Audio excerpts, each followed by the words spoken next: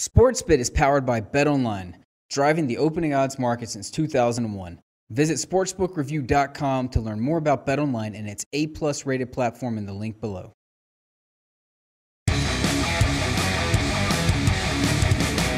It's big game breakdown time here on SportsBit. Let's get right into it. Ohio State and Michigan. Buckeyes -12 on the road in Ann Arbor. Total 50.5.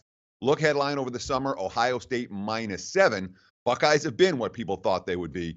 Michigan has not, hence the difference between the look-ahead point spread over the summer and what we see right now. We've got two previous meetings between Jim Harbaugh and Urban Meyer. The first one in Ann Arbor. That game was over in the first quarter. 42-13, Ohio State killed them. Last year, a very different story. In Michigan, very controversial game. Michigan ends up covering the number in a 3-point overtime loss against Ohio State. A very competitive contest from the get-go, completely different from the 2016 or 2015 version between the two teams. Now, the Buckeyes have dominated this series from a straight-up perspective. They won 5 straight, 12-1 in the last 13 meetings against the Michigan Wolverines. But in the 5 straight wins in recent years, just 2-3 against the spread, they haven't been able to dominate Michigan by these double-digit margins. And certainly, when you look at Michigan's defense, you don't see a lot of defenses as good as the Michigan Wolverines getting double digits at home against anybody. But Michigan's offensive issues continue. And they've been blamed on the quarterbacks. The bigger issue really might be the offensive line. Michigan's offensive line has not been good at any point this season. They've played 3 games against top 25 defenses. In those 3 games, where they, less than 100 yards per game on the ground. They've had taken 13 sacks, 21 tackles for loss. And you think back, in 2013, there were 6 offensive linemen in the recruiting class. They're supposed to be the leaders now, except for that only one of those guys, Patrick Kugler, still with the program. Everyone else washed out. Hence, the Wolverines' struggles to control the line of scrimmage. So who's going to quarterback for Michigan this week? Good question.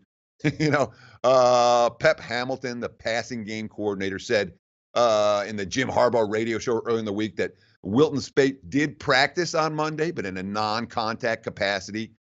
Don't know if he's going to go. John O'Korn has been taking the full share of the starting QB reps. John O'Korn, not a QB that I want my money on. On the opposite side, you got JT Barrett. He's got about as much big game experience as a quarterback can have in college football. He hasn't always played his best in big games, but he's been in so many of them throughout the course of his career. We trust him in these environments. But it's worth noting, Ohio State, they've been -17. Of course, this is a team that has been better than everyone on their schedule. They've been favored in every game. They've only been -17 or less twice all year. Those 2 games, they lost outright at home to Oklahoma, and they probably should have lost to Penn State. Although, we look at this defense, we're talking about a squad that's allowed 14 points or less in 5 of their 7 Big Ten games, facing a suspect Michigan offense. I don't trust Ohio State to lay it on the road. I don't trust the Wolverines to score. Lean here towards the under in Ann Arbor on Saturday. Hey guys, thanks for tuning in to our channel.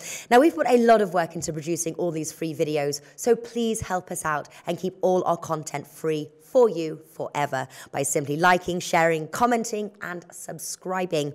Now, not to mention, a visit to our industry-leading website will warm the hearts of all our SBR employees, especially myself. Now, the links are over there to the left, so do check those out. Thanks for watching.